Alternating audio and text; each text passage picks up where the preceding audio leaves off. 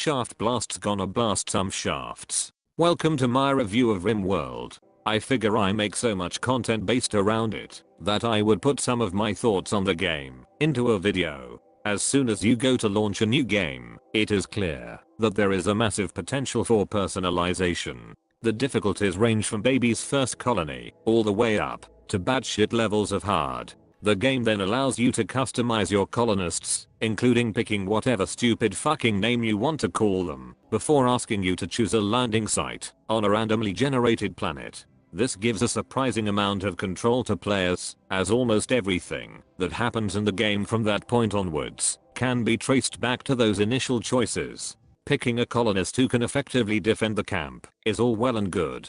But what about if they refuse to help fallen colonists, or are prone to bouts of randomly setting stuff on fire? It's all about what the player is willing to sacrifice. After landing on a planet of your choosing is when the gameplay kicks in.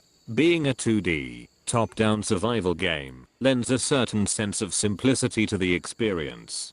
Go here, pick that up, shoot that thing. It keeps the game nice and focused. This is where the AI system also comes into its own. Whilst you can command your colonists to perform certain tasks, their interactions with one another are entirely down to them. Social fights may randomly break out, or colonists might decide to start fucking one another. It's all up to the colonists. I like to compare this to an office environment, with you, the player, acting as the manager. You might tell Bob to go and photocopy 20 copies of a report. Bob will do this, but on the way, he might run into Andrea, and the two might decide to go and screw one another in the disabled toilets. Alternatively, Andrea might decide to rip Bob's testicles off. But I digress. You have the power to tell the colonists what to do, but not if they like or hate one another.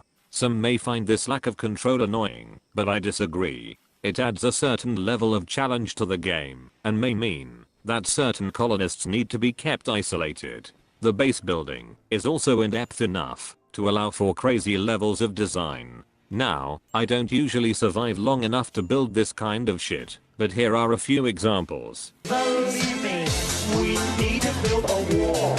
Build a wall. Build a wall.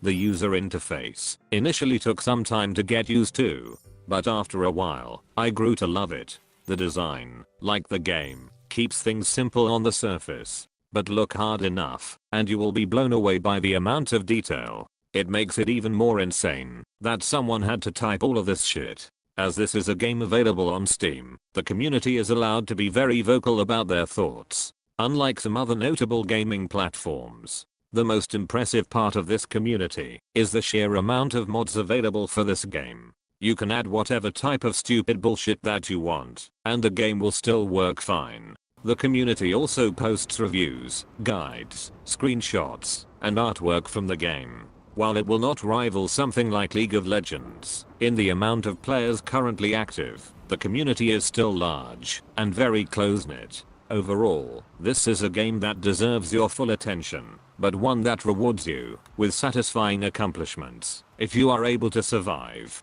everything that it has to offer, makes for a compelling gaming experience. It's surprising how emotional you can become when one of your colonists dies. This is because it is unscripted, unpredictable, and genuinely surprising. In a world where games are becoming more and more about multiplayer and epic set pieces, it is genuinely refreshing to have an experience that gives control back to the player and allows you to fuck up without instantly ending the game. Overall, I rate 10 out of 10. Leave a like and do a sub if you want more of this shit. If you have the money, go and buy this game right fucking now. Until next time, Shaft Blast out.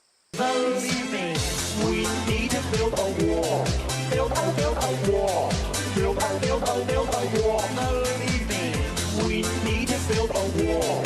And nobody builds walls better than me, believe me. And I'll build them very inexpensive.